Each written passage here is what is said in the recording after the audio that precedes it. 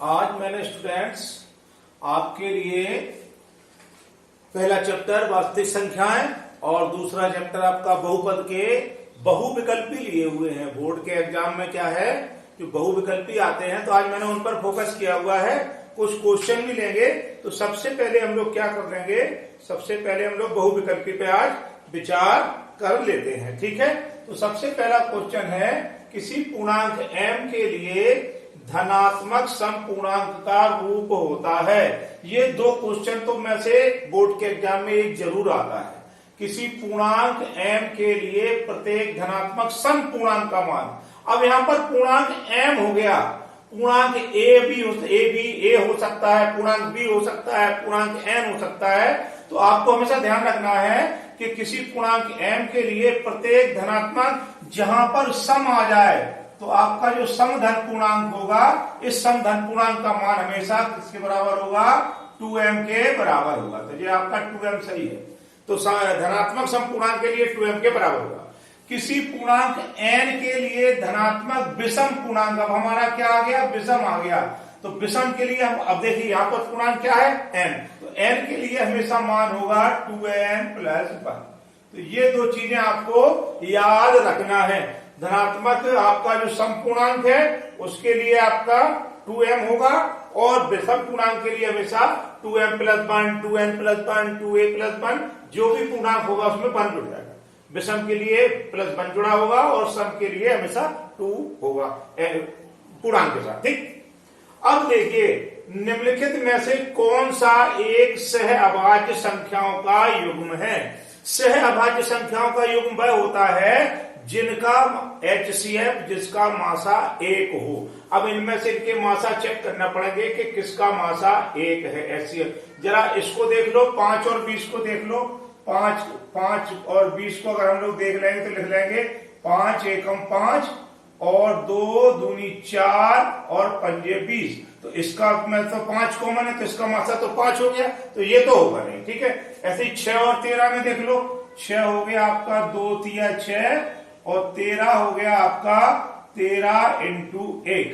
तो 6 और 13 में इनमें से इनका अपन लोग जब HCF निकालेंगे कोई भी कॉमन नहीं आ रहा है, तो इसका मतलब ये हो गया, इसका मासा कितना हो गया, 1 हो गया। तो जो ये वाला गुणनफल है, ये जो आपका युग्म है, ये आपका सहअभाज्य संख्याओं का युग्म है, 6 और 13 वाला। देख लो, इसमें भी देख लो, 14 18 को चेक कर लो। 14 और 18 को हम लोग चेक करेंगे तो 2 सत्ते 14 और 3 तिया 9 दूनी 18। तो देखो इसमें 2 फैक्ट, इसका मासा 2 है। ठीक है, इसी प्रकार 22 और 33 को देख लो। 22 हो गए 11 × 2 और 33 हो गए 11 × 3। तो इसका मासा हो गया 11, इसका मासा हो गया 5, इसका मासा हो गया 2। लेकिन जो 6 और 13 है उसका मासा कितना है, 1 है। इसका मतलब ये हो गया कि ये वाला जो युग्म है सहअभाज्य संख्याओं का युग्म है। तो जिसका मासा 1 निकला है युग्मों का, तो वो क्या हो जाएगा, 6 सहअभाज्य संख्याओं का क्या हो जाएगा, युग्म हो जाएगा। ये वाला बात आपको भूलना नहीं है। ठीक है, अब आ जाइए क्वेश्चन नंबर 4 पर। क्वेश्चन नंबर 4 हमको क्या दिखा रहा है, क्वेश्चन नंबर 4 कह रहा है, यदि a बराबर 2 का स्क्वायर 3 का स्क्वायर 5 की पावर 4 और b बराबर इतना, तो HCF और AB का हमें मासा ज्ञात करना है, HCF ज्ञात करना। a बराबर क्या है, 2 की पावर 2 × 3 की पावर 2 × 5 की पावर 4, और b बराबर हमारे पास है 2 की पावर 3 × 3 की पावर 2 × 5। अब अपन को क्या करता है, HCF ज्ञात करने के लिए अपन लोग क्या करते हैं, कॉमन देख लेते क्या है। तो इसको ऐसे लिख लो, 2 × 2 3 × 3 और 5 × 5 × 5 × 5। इसी प्रकार इसको लिख लो 2 × 2 × 2 × 3 × 3 × 5। अब कॉमन कौन कौन से, देखो ये वाले 2 कॉमन आ गया, 2 कॉमन लिख लिया। ये वाला 2 कॉमन आ गया, तो ये वाला 2 कॉमन लिख लिया। ठीक है, उसके बाद फिर ये 3 आपका कॉमन आ गया, तो हमने ये वाला 3 लिख लिया। फिर ये वाला 3 कॉमन आ गया, तो ये वाला 3 लिख लिया। फिर आपका इस 5 में से ये वाला 5 कॉमन आ गया, तो हमने 5 लिख लिया। तो 2 दूनी 4 तिया 12, 12 दूनी 24 बार 36 पंजे 36 × 5 तो 5 6 का 30 की 0, 5 3 15 और 3 18, तो 180 हो गया इसका क्या HCF। ठीक है, हमने क्या की, जो आपके ए और बी के मान दिए थे इनको और टुकड़ों में तोड़ लिया, टुकड़ों में हमने सिर्फ तोड़ लिया, फिर हमने ये देख लिया कि कौन से दोनों में कॉमन है, कॉमन लिख लिया, उनका गुणा कर लिया, तो क्या मिल गया अपन को HCF मिल गया। तो इसका HCF कितना हुआ 180। अंदाज से आपको निशान नहीं लगाना, आप लोग क्या करते हैं अंदाज से निशान लगा लेते हैं आग नीच के, इसका पहला दूसरा तीसरा कौन सा सही हो, तीसरा, तीसरे पर नहीं, ऐसे हम लोगों को क्या करना है सॉल्व करके करना है। ठीक है, अब आ जाइए क्वेश्चन नंबर 5 पर। जब क्वेश्चन नंबर 5 पर आ जाएंगे तो निम्नलिखित में से कौन सा एक बहुपद नहीं है।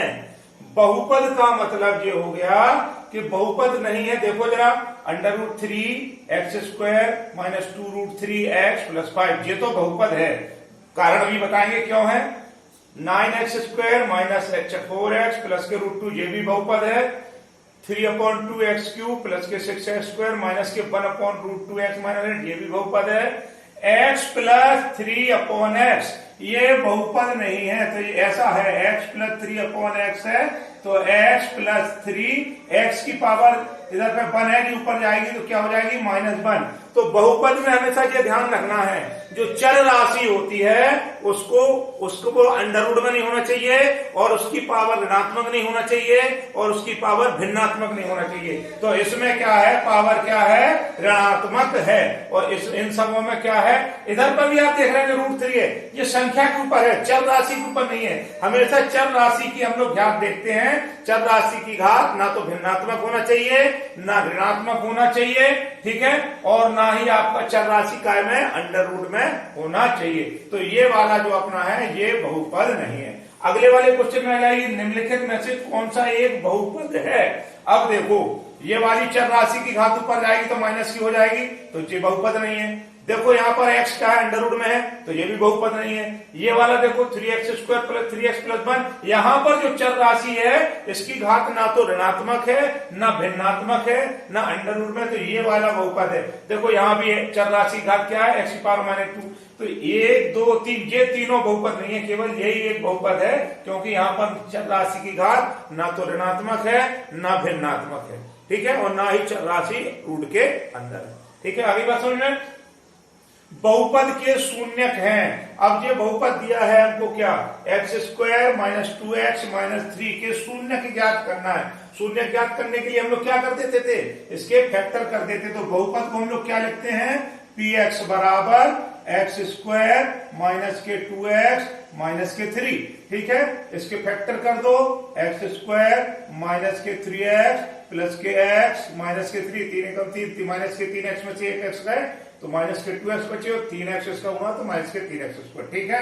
इसको क्या किया, x कॉमन ले लिया तो x-3 प्लस के 1 कॉमन ले लिया तो x-3, तो जो होगा x-3, और यहाँ पर हो गया x + 1, तो px बराबर क्या आ गया, x-3x + 1। और अपन लोग को शून्य ज्ञात करने के लिए क्या करते थे, px का मान क्या कर लेते थे अपन लोग, 0 रख देते थे, तो x-3 और x + 1, तो x-3 बराबर 0, एक बार इसके बराबर 0 ले लो तो x बराबर 3, और x + 1 अब इसके बराबर 0 ले लो बराबर 0, तो x बराबर -1, तो शून्य क्या हो गए 3 और -1। इनमें देख लो 3 और -1 कहाँ है, ये तीसरा पोर्शन है 3 और -1, तो ये इस बहुपद के क्या हो गए, शून्यक हो गए, ठीक है। अब क्या करेंगे, क्वेश्चन नंबर 8 देखो, क्वेश्चन नंबर 8 में क्या है, क्वेश्चन नंबर 8 जो एक द्विघात बहुपद जिनके शून्यक 5 और -3 है। अब हमको शून्यक दिए हैं, अभी अपन को द्विघात बहुपद दिया था तो हमने उसके शून्यक निकाले। अब हमको क्या दिया है, शून्यक दिए हैं, तो उसके में क्या निकालना है, द्विघात बहुपद निकालना है। ऐसे 3 द्विघात बहुपद दिए, हमें देखना कौन सा सही है। तो ठीक है, जब शून्यक दिए हो तो द्विघात बहुपद निकालने का फॉर्मूला क्या होता है, x² माइनस शून्यांकों का योग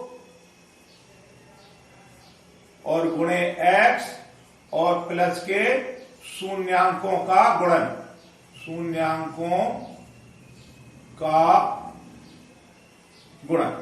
तो ये हो गया आपका x² माइनस शून्यांकों का योग, शून्यांक कितने दिए हैं 5 और -3, तो ये हो गया 5 और -3, ऐसे योग कर दिया अपन ने, 3 माइनस में तो माइनस में आ गया, और प्लस के शून्यांकों का गुणन, गुणन कितना हो जाएगा 5 इंटू माइनस के 3, तो ये हो गया आपका एक्स स्क्वायर माइनस का 5 में 3 गए 2x, और ये इससे ये वाला प्लस माइनस हो जाएगा 5 तिया 15, तो हमारा क्या आ गया एक्स स्क्वायर माइनस के 2x माइनस के 15।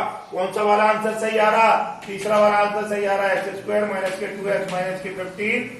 ये क्या हो गया, एक द्विघात बहुपद जिसके शून्यांक 5 और माइनस 3 है, तो वो द्विघात बहुपद कौन सा होगा, x square minus 2x minus के 15। अगली बात समझे, तो इस वाले फॉर्मूले से अपन को लिखना है एक्स स्क्वायर माइनस के शून्यांकों का योग गुणे एक्स और प्लस के शून्यांकों का गुणन। ठीक है, अगले क्वेश्चन पर आ जाइए। क्वेश्चन नंबर 9 है। क्वेश्चन नंबर 9 तो आपका ओरली है, कुछ नहीं करना है। एक द्विघात बहुपद में अधिक से अधिक शून्यांकों की संख्या कितनी होती है, 2 होती है। अगर द्विघात बहुपद है तो उसमें अधिक से अधिक शून्यांक कितने होंगे, 2। त्रिघात बहुपद है तो उनमें अधिक से अधिक शून्यांक कितने होंगे, 3। चतुर्घात बहुपद है तो उनमें अधिक से अधिक शून्यांक कितने होंगे, 4। तो ये द्विघात बहुपद है तो इसमें शून्यांकों की संख्या 2। ठीक है, आ जाइए 10वें सवाल पर आ जाइए। निम्नलिखित में से कौन सा ग्राफ द्विघात बहुपद नहीं है। ग्राफ वाले सवालों में बताया था कि जो आपके जो ग्राफ हैं, जो एक्स अक्ष को कहां पर काट रहे हैं हमको ये देखना है। तो एक्स अक्ष को जितने जगहों पर काट रहे हैं वो उसके क्या होते हैं, शून्यांक होते हैं। हमें तो ये देखना है कि कौन सा द्विघात बहुपद नहीं है। देखो ये वाला ग्राफ है, ये 1 2 3 जगह काट रहा है, इसका शून्यांक कितने हो गए, 3 हो गए। इसका मतलब ये द्विघात बहुपद का ग्राफ नहीं है। ठीक है बच्चों, तो ये वाले क्वेश्चन मैंने आज दोनों चैप्टरों में से आपकी वास्तविक संख्याएं और आपका बहुपद में से बहुविकल्पी आपके लिए लिए हैं। आगे मैं भी और क्वेश्चन आपको बता रहा हूं। ठीक है।